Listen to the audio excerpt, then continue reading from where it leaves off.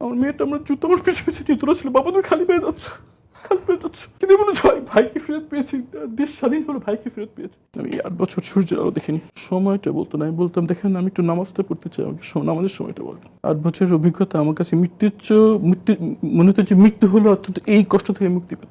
নিয়ম, যদি আপনি বেশি আইন দেখাতে চান আপনার সাথে আমরা দুর্ব্যবহার করতে বাধ্য হব। তো আমি বুঝলাম যে আমি এখানে আইনের কোনো সুরক্ষা আমি এখানে পাবো না। তারা আমাকে চোখ বেঁধে দিল। এই ছিল আমার 8 বছর অন্ধকারের জীবনের শুরু। আমি 8 বছর সূর্যের আলো দেখিনি। তারা আমাকে যে ছেলে রেখেছিল সেখানে বুঝতে পারতাম না বাইরে কি দিন আর রাত। আমরা কোথায় আছে আমাদের বলতো না, আচ্ছা কি দিন তারিখ বলতো না, সময়টা বলতো না। আমি বলতাম দেখেন আমি একটু নামাজটা পড়তে চাই, আমাকে নামাজের সময়টা বলবেন। বলতে বলা যাবে না, আদেশ। আমার কাছে মনে হতো যে আমাকে জীবন্ত কবর দিয়ে দেওয়া হয়েছে। আমার কাছে মনে হতো যে মৃত্যু এর চেয়ে ভালো। 8 বছরের অভিজ্ঞতা আমার কাছে মৃত্যুর চেয়ে মনে হতো যে মৃত্যু হলো অত্যন্ত এই কষ্ট থেকে মুক্তি পেত। এবং দীর্ঘ 8 বছরে আমি যা দেখেছি যে এটা সুচিন্তিত হবে, সুপরিকল্পিত হবে, নিয়মতান্ত্রিকভাবে এই বন্দিশালার বন্দীদেরকে এমন আচরণ করা হতো যেটা মৃত্যুর চেয়েও খারাপ অভিজ্ঞতা দেওয়া হতো। এবং এটা কোনো অ্যাক্সিডেন্ট ছিল না, এটা কোনো একজনের সাথে হয়েছে ব্যাপারটা এরকম নয়। সুচিন্তিত এবং সুপরিকল্পিত এবং সর্বোচ্চ জায়গা থেকে মনিটর করা একটি প্রক্রিয়ার নাম ছিল এই বন্দি আয়নাঘর। আরমান আপনাকে কিছু বলেছিল যে কেন গ্রেফতার করে নিয়ে গেল, কেন ওখানে রাখলো? আমি বারবার তাদেরকে জিজ্ঞেস করতাম। প্রথম যখন নিয়ে গেলো আমি অপেক্ষা করলাম যখন আমাকে জিজ্ঞেস করবে। সেই ঘন্টা পেরে দিন হলো, দিন পেরে সপ্তাহ হলো, সপ্তাহ পেরে মাস হলো। আমি যখনই খাবার দিতে আসতো বারবার জিজ্ঞেস করতাম যে আমার ক্যান্সার কেন। তখন বলতো যে বড় স্যারদের জিজ্ঞেস করবেন। মাস পেরিয়ে 1 মাস, 2 মাস, 3 মাস হয়ে গেল, কেউ কোনো কথা বলছে না। তখন আমি বারবার বলতাম যে যখনই গলার শুনে মনে হতো যে কেউ সিনিয়র করে কেউ এসছে, যে আমাকে কেন আনাচ্ছে, আমার মধ্যে অভিযোগটা কি, অন্তত আমাকে আত্মপক্ষ সমর্থন করার সুযোগটা দাও। বলতো যে সর্বোচ্চ জায়গার আদেশ সব থেকে আনা হয়েছে। এটাই ছিল তাদের উত্তর। আমি বলতাম আমাকে বুঝলাম ছাড়বেন না, টেস্টটা ঘুরিয়ে দেন যেন 5 ওয়াক্ত নামাজটা পড়তে পারতি। বলতে দেওয়া যাবে না, আদেশ নাই, আদেশ দেওয়া যাবে না। আমরা জানি যে সেই সময়টাতেই কিন্তু আপনার বাবাকে গ্রেফতার করা হয়েছে, কারাবন্দী ছিলেন, প্রশ্নবিদ্ধ বিচারের মধ্যে দিয়ে তাকে ফাঁসি দেওয়া হয়েছে। তো তারা তো এই কাজটা করেছে, আপনি বাইরে থাকলে তাদের জন্য কি সমস্যা হতো? আর তারা যেটা করতে চেয়েছে তাদের রাজনৈতিক উদ্দেশ্য সাধনের জন্য কাজটা তো করেছে। আপনার কি মনে হয় যে আপনি কারোর সাথে যোগাযোগ করতেন, নেটওয়ার্কিং করতেন আন্তর্জাতিক ভাবে, এইসব কোনো কারণ হতে পারে? এখন আমি যেটা করার চেষ্টা করেছিলাম যে এই আইনি প্রক্রিয়াটা যে কী পরিমাণ ত্রুটিপূর্ণ এবং এই যে প্রক্রিয়াটা এই বিচারটা পরিচালনা হচ্ছে তা পূর্ব নির্ধারিত এবং আইনের বিধান, সাক্ষ্য আইনের যে বিধান কোনোটাই মানা হচ্ছিল না। এবং সর্বশেষ সারা দুনিয়া দেখেছে যে আমার পিতার বিচারের সময় 2 জন মিনিস্টার পাবলিকলি প্রধান বিচারপতিকে হয়রানিমূলক কথা বলেছেন। একজন অবসরপ্রাপ্ত বিচারপতি আমাদের মামলা পরিচালনা করে রাজি হয়েছিলেন, তাকে এমন পরিস্থিতি সৃষ্টি করা হয়েছিল যে তিনি মামলা থেকে নিজে গুটিয়ে নিতে বাধ্য হয়েছিলেন।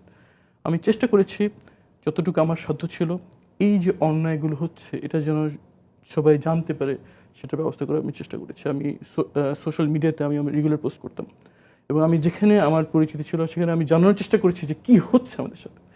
ফ্যাসিবাদের সবচেয়ে বড় শত্রু হচ্ছে সত্য। তারা ভয় পায় সত্য বেরিয়ে যাওয়ার। হয়তো আমি সত্য কথা বলছিলাম কিন্তু তারা চায়নি এই সত্যি বেরো।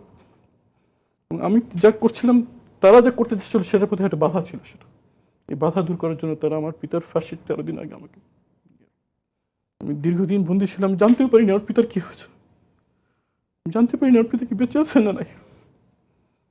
এভাবে কাটে আমার।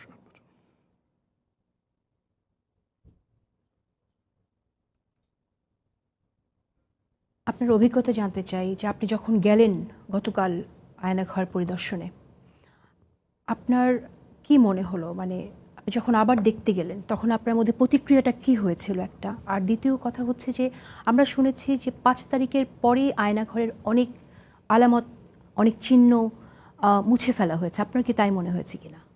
প্রথমত আমি এক্স্যাক্ট আমার লোকেশন আমি নিজে বলতে পারিনি। যখন গুম কমিশন স্থাপন করা হয় এবং সেখানে অভিযোগ দায়েরের সুযোগ দেওয়া হয় তখন আমি আমার অভিযোগ দায়ের করি। তখন গুম কমিশন থেকে আমার সাথে যোগাযোগ করা হয় এবং তারা আমার যতটুকু মনে পড়ে স্মৃতিশক্তি যা আছে, আমাকে যা ভিতরে কী কী শুনেছি, কী কী আমার মনে হয়েছে, তারা আমার কাছে নিয়ে তখন তারা আমাকে তাদের ফাইন্ডিংয়ের একটা কনক্লুশন আমাকে দিয়েছেন যে আমি মোস্ট প্রবাবলি এই লোকেশনে ছিলাম। তারপর তারা আমাকে যেটা করেছেন যে আমাকে সেখানে লোকেশনে বেশ কিছু ছবি আমার কাছে পাঠিয়েছেন। আমি তখন চিকিৎসার জন্য দেশে বাইরে ছিলাম, কিন্তু আমি বারবার বলছিলাম যে আমার সেলটা যে ছবি দিচ্ছেন এর সাথে একটু ভিন্ন, মিলছে না।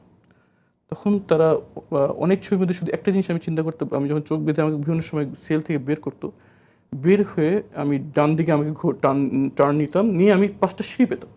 আমি বারবার বলতাম যেটা আমার মনে আছে, 5টা সিঁড়ি উঠতাম, আবার নামানোর সময় 5টা সিঁড়ি নেমে সেলে ঢুকতাম।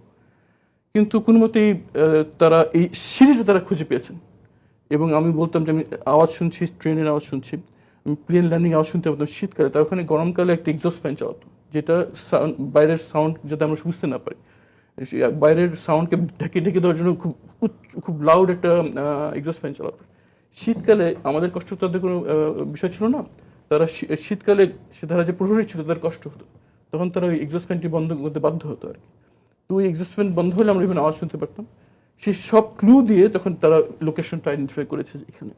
কিন্তু আমি যে সেলে ছিলাম, যখন আমি ওখানে খাওয়ার সময় হোক, আমাকে যে গোসল করার জন্য এখানে তো যে করেছে, সেগুলো মিল ছিল না, কোনোখানে সেটার অস্তিত্ব পাওয়া যাচ্ছিল না।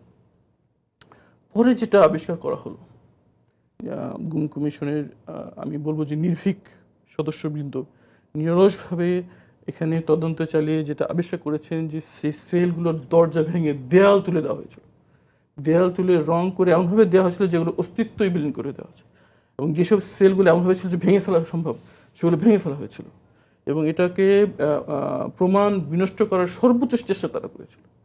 কিন্তু আমি বারবার বলেছি যে সিঁড়িতে নেমে বামে গেলে আমার সেল। পরে তারা আইনি প্রক্রিয়ার মাধ্যমে সেই আমার নির্দেশ যেই জায়গাটা আমি বলেছি যে আমার সেল হতে পারে বলে আমার মনে হয়, তারা সেই দেয়ালটা ভাঙেন এবং দেখতে পান যে সেখানে ভিতরে একটা সেল রয়েছে, এবং আমি যে বিবরণ দিয়েছি সেটার সাথে মিলে যায়, এবং এভাবেই সেই সেলটা উদ্ধার হয়। প্রথমত আমি অবাক হয়েছি যে কী পরিমাণ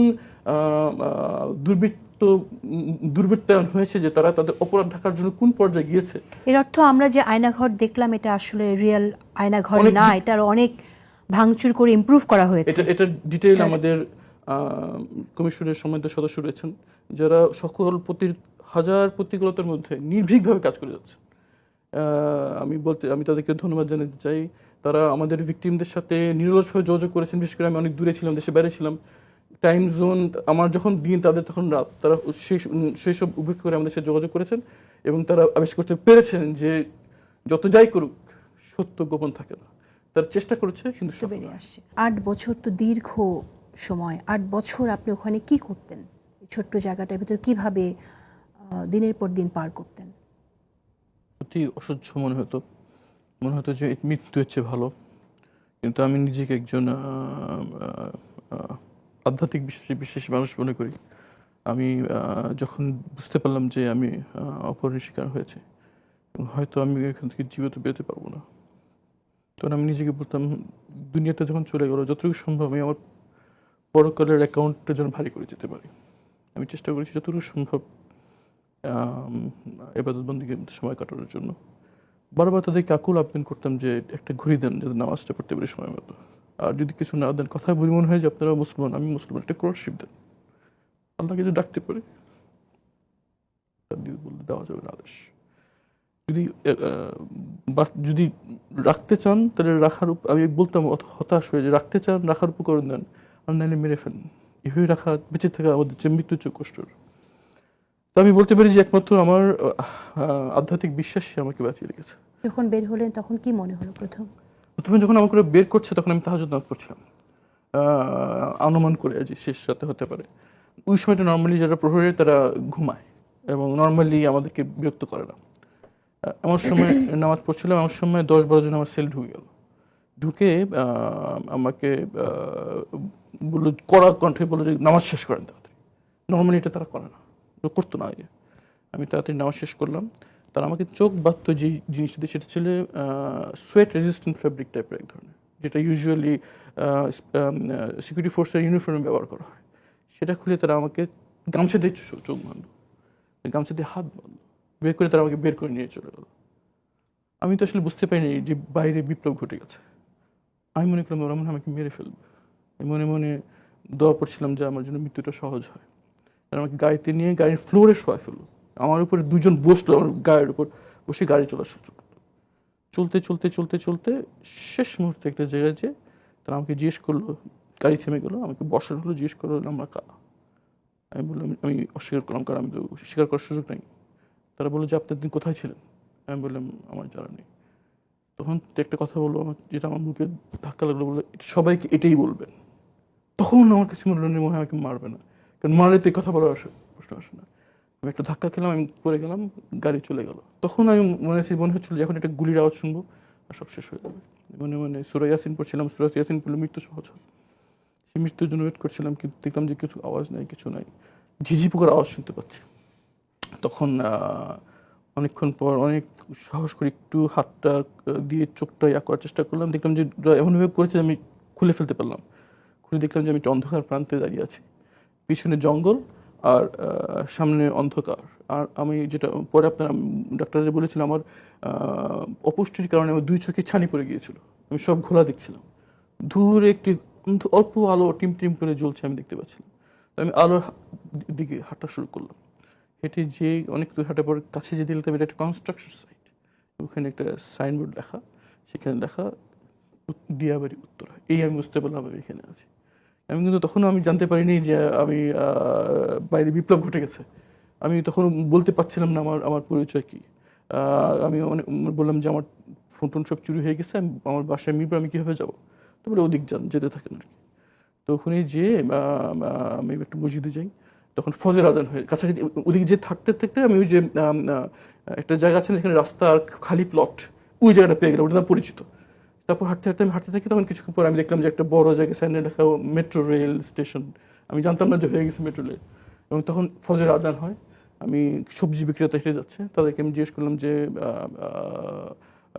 আজানটা কোন দিকে। তারা মসজিদ দেখে গেল। আমি মসজিদে যেয়ে দেখলাম যে 15 নম্বর সেক্টর জামে মসজিদ। সেখানে নামাজ পড়লাম, মনে মনে খুব বিরাট কষ্ট। কারণ আমি তো জানি যে এখন স্বৈরশাসক চলছে, আমার পরিচয় দিলে আমার কোন বিপদ আসবে, ভয়ে আমি আমার পরিচয় দিতে পারছিলাম না। আমার ফোন নাম্বার দীর্ঘদিন মনে নেই কিছু আমার। তো আমি অনেক নামাজ পড়ে অনেক সাহস নিয়ে ইমাম সাহেবের সাথে গেলাম। উত্তরা যেহেতু বুঝতে পেরেছি, উত্তরা একটি অলাভজনক একটি প্রতিষ্ঠান, একটি হাসপাতাল ছিল, যেটা আমার পিতা প্রতিষ্ঠা করে রেখেছেন।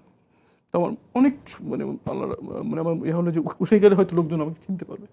আমি ইমাম সাহেবকে যে বললাম যে ভাই আমি তো সব চিন্তা হয়ে গেছে, উত্তরায় একটু হাসপাতালটার পাশে আমার আত্মীয় থাকে, আমাকে নিয়ে যাবে নাকি। তো উনি আমাকে হাসপাতালে নিয়ে গেলেন। হাসপাতালের লোকজন, আমি একটু ময়লা লুঙ্গি পরা ছিলাম, ছেঁড়া গেঞ্জি গায়ে ছিল, গায়ে গামছা যেটাতে চোখ ভিতরে গায়ে পড়া ছিল, তারা আমাকে ঢুকতে দিচ্ছে না।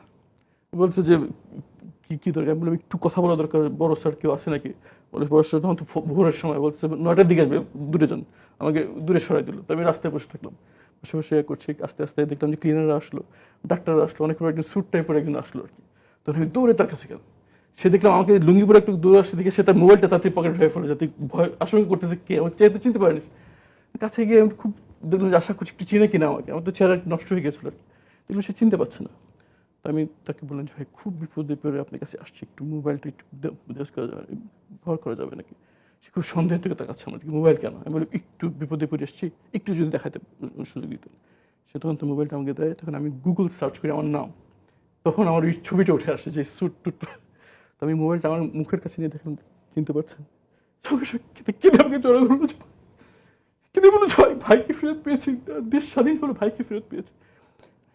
দেশ স্বাধীন হয়েছে মানে সেই মুহূর্তে জানতে পারলাম দেশ স্বাধীন হয়েছে। পরে আমি মনে আছে তার বাসায়, তার অফিসে বসে ল্যাপটপে আমি দেখলাম যে গুলি হচ্ছে, গুলি হচ্ছে, বাচ্চা ছেলে গুলির সামনে দাঁড়িয়ে আছে, মারা ছেলেদেরকে গুলি লাইনে পাঠিয়ে দিচ্ছে। এই তরুণ যাদের এইসব জেনজি, যাকে সবাই অত্যন্ত ছোটাছুলি করতো, যারা ট্যাব এবং গেমস নিয়ে পড়ে থাকে, প্রাইভেট ইউনিভার্সিটির ছাত্র, যাদেরকে অন্য পাবলিক স্টুডেন্ট সাথে ফার্মের মুরগি বলে ডাকে, তারা গুলির সামনে বুক পেতে দিয়েছেন, যার পর আজকে আমরা দিনের আলো দেখছি। নাহলে হয়তো আমাদের ওখানেই মৃত্যু হতো। তো এভাবেই আমি মৃত্যু পরে পাই, এবং পরে আমি জানতে পারি যে আমি স্বাধীন হয়েছে, দেশ স্বাধীন হয়েছে। এবং তারা তখন আমার পরিবারের সাথে যোগাযোগ করে। যখন হাসপাতাল থেকে ফোন যায় পরিবারের কাছে, সবাই ভয় পেয়ে গেল। তারা ফোনে বলতে সাহস পাচ্ছিল না, বলছে আপনার এদিকে আসেন, হাসপাতালে আসেন। তখন আমার পরিবার সদস্য ভয় পেলো যে কিছু খারাপ ফিলিপিন হাসপাতাল নর্মালি আসছে, তখন তারা বলে একটু ছবি পাঠান। তখন তারা আমার মোবাইল আমার মায়ের মোবাইল আপনার ছবি পাঠান। তখন মা সব যাতে বলে যে তার ছেলে বেঁচে। তখন আমি আমাকে অ্যাম্বুলেন্স করে বাসায় পাঠানো হয়, মাকে জড়িয়ে ধরে আমি ফ্যামিলির কাছে ফিরে যাই। তার মানে আপনার বাচ্চা তো আপনাকে 8 বছর দেখেনি, পারিবারিক জীবনে আপনার এখন বড় মেয়ের সামনে থেকে আমাকে টেনে হেঁচে নিয়ে যাওয়া, তো বুঝতে পারিনি যে আমাকে অপহরণ করে নিয়ে যাচ্ছে। ও দেখছে আমি খালি পায়ে চলে যাচ্ছি, আমার মেয়েটা আমার জুতো আমার পিছু পিছু নিয়ে দৌড়াচ্ছিল, বাবা তুমি খালি পেয়ে যাচ্ছ, খালি পেয়ে যাচ্ছ। আমার বাচ্চারা ট্রমাটাইজড। আমার অপহরণের পর আমার পরিবার সবসময় চেষ্টা করেছে আমার বিষয় নিয়ে কথা বলার জন্য, দুনিয়া দেশে এবং দেশের বাইরে। এর ফলে নিয়মিতভাবে আমার পরিবারকে হয়রানি করা হয়েছে। এই পরিমাণ হয়রানি তাদেরকে করা হয়েছে যে যখন পুলিশ তাদের বাসায় আসতো, পাশে প্রতিবেশীরা মনে করতো মনে হয় কোনো সন্ত্রাসী হামলা হয়েছে, সেখানে পুলিশ হয়েছে। আপনারা সবাই জানেন যে যখন টিউলিপ সিদ্দিকীকে প্রশ্ন করে আমার ব্যাপারে, তখন এই পরিমাণ পুলিশ আমার বাসায় এসেছিল, আশেপাশে সব লোকজন বলেছে যে আমরা মনে করছি এখানে মনে হয় কোনো জঙ্গি ধরা পড়েছে, এই জন্য এই পরিবার আসছিল। তাদের হয়রানির ফলে আমাদের প্রত্যেক সম্পত্তি থেকে আমাদেরকে পালিয়ে যেতে হয় এবং তারা অন্যত্র থাকতে বাধ্য হয়। আমি, আমার পরিবার, আমার সন্তানরা সবাই ট্রমাটাইজড। আমার বাচ্চারা স্কুলে গার্ড থেকে ভয় পায়। আমার মেয়েরা ঘুমিয়ে কেঁদে উঠে যে বাবাকে নিয়ে গেছে, মাকেও নিয়ে যাবে, আমরা এতিমখানায় থাকি। এই দুঃস্বপ্ন আমার বাচ্চারা থাকে। এটি শুধু একটি না, এই গুম, এই আয়নাঘর, এই এনফোর্স ডিসঅ্যাপিয়ারেন্স শুধু একটি জীবন না, এটি শত শত জীবনের কান্নার কথা, হাজার হাজার স্বপ্ন ধ্বংস হওয়ার কথা, এবং একটি জাতির সত্তার সারা বিশ্বের কাছে কলঙ্কিত হওয়ার